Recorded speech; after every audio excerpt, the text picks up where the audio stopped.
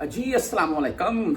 इस वक्त तमाम परदेसी भाई जितने भी हैं मेरे यहाँ पर सऊदी में बैठे हुए हैं, मैं पाकिस्तानियों को लेकर मुखातब कर रहा हूँ। अगर कोई इंडियन भाई है तो वो जाहिर सी बात है, यहाँ बैंकों के हिसाब से जो फीस है वो अलग मामला है, लेकिन इंडिया में उनके कुछ कटौती होती है, नहीं होती है बैंकों में, वो भाई इंडिया का मामला है। मैं पाकिस्तानी भाइयों को बारा लेकर बात कर रहा हूँ। मैं आप सऊदी से भेज रहे हैं, आप मस्कत, ओमान, कतर, कुवैत, दुबई कहीं से भी भेज रहे हैं, यानी गुल्फ कंट्रीज कहीं से भी पाकिस्तान में रियाल, दरहम या दिनार वगैरह कुछ भी सेंड कर रहे हैं, तो इसके ऊपर हमें अभी कितना टैक्स पे करना पड़ेगा। जी, अगर मैं मिसाल पेश करूं 2000 रियाल की, सऊदी रियाल 2000 रियाल की बात करूं मैं, तो इस वक्त आप यहां बैंक, किसी भी बैंक से 2000 रियाल अगर पाकिस्तान अपने किसी भी अकाउंट में सेंड करते हैं, तो सबसे पहले तो आप तमाम दोस्त जानते हैं कि यहां हमारी जो है वो 17 रियाल, 23 रियाल, 25 रियाल या 30 रियाल के अराउंड में फीस कटेगी। मैं अगर सिंपल 23 रियाल के हिसाब से ही कैलकुलेट करके देख लूं तो 1700 पाकिस्तानी रुपए, हाँ फील नहीं होगा हमें, ये 23 रियाल फील नहीं होंगे, लेकिन सुन लें ये आगे मामला के बनता है। 1700 पाकिस्तानी रुपए आपके यहीं पर कटते हैं जब आप किसी भी बैंक से पाकिस्तान अपने किसी भी अकाउंट या किसी के नाम के ऊपर ट्रांजैक्शन करते हैं। इससे थोड़े बहुत कम या ज्यादा हो सकते हैं, ये मुख्तलिफ बैंकों की फीस होती है। जो रियाल रेट की वीडियो लगाता हूं उसमें मैं इस चीज की पूरी डिटेल बता देता हूं मैं। अच्छा, ये 1700, 1800, 2000 पाकिस्तानी रुपए जो हमारे यहां से जब हमने रियाल ट्रांसफर किए उस टाइम कट गए, ठीक है। सेकेंडली, जब हमारे किसी बैंक अकाउंट में पैसे चले गए हैं पाकिस्तान, उस टाइम क्या होगा, आपने जैसा कि थंबनेल में पढ़ लिया है कि अगर कोई मेरा परदेसी भाई 2000 रियाल इस वक्त यहां से सेंड करेगा तो उसको पाकिस्तान में या यहां पर कितना टैक्स पे करना पड़ेगा। अभी बजट में जो टैक्सेस लगे हैं, आपने इसके मतलब बहुत सी न्यूज सुन ली होगी। हम तमाम परदेसी भाइयों को भी इसको एक काबिल गौर रखना चाहिए इस बात को।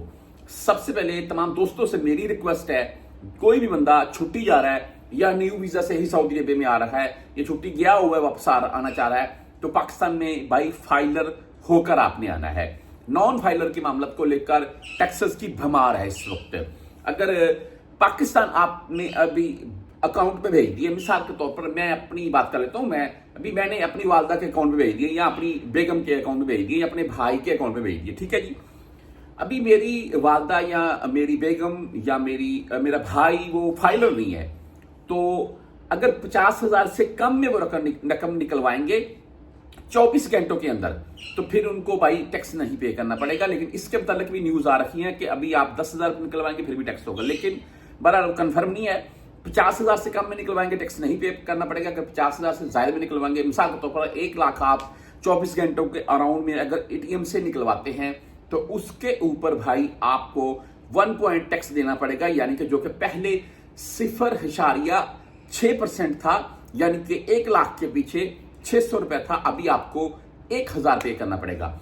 अगर आप 1 लाख इस वक्त पाकिस्तान से निकलवाएंगे तो आपको 1000 उसी 1 लाख रुपए का टैक्स देना पड़ेगा, ठीक है। हो गई। ये आपकी फैमिली में कोई भी मेंबर अगर एटीएम से पैसे लेगा तो उसको 1000 रुपए का टैक्स देना पड़ेगा।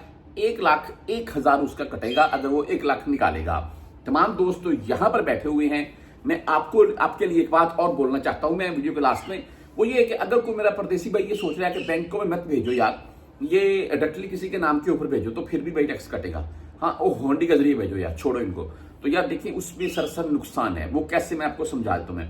नंबर 1 से 2 रुपया रेट कम लगेगा। नंबर 2, सरासर रिस्क है, अगर कोई बंदा या एजेंट उनका पकड़ा गया तो आपके रियाल डूब जाएंगे। नंबर 3, आप सऊदीया में होंडी के जरिए पैसे भेजते हुए पकड़े गए तो आप भी अरेस्ट और डिपोर्ट, और अगर पाकिस्तान में वो आपके पैसे लेकर उनका कोई एजेंट वगैरह कोई भी मामला बन जाता है तो आप किसी को फिर शिकायत लगाने के काबिल नहीं है। तो बात करने का मकसद ये है कि बैंकों में ही भेजें, लेकिन कोशिश करें कि जिसके नाम के ऊपर आप भेज रहे हैं वो फाइलर हो जाए, उसी में आपका फायदा है।